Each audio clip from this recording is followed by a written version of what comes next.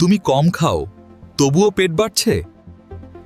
আসল সমস্যা খাবারে না, তোমার শরীরের ভিতরে।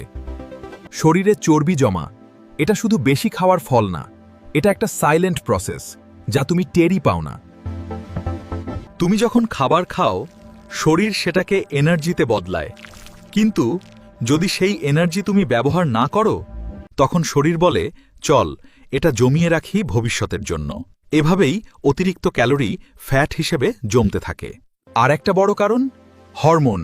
ইনসুলিন বাড়লে শরীর আরও বেশি ফ্যাট স্টোর করে।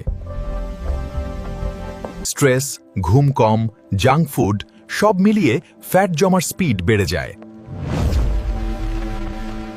সবচেয়ে ভয়ঙ্কর ব্যাপার হলো তুমি বসে থাকলেও তোমার শরীর নিঃশব্দে ফ্যাট জমাচ্ছে। তুমি কি জানো তোমার শরীরে কেন ফ্যাট জমছে? কমেন্টে লিখো।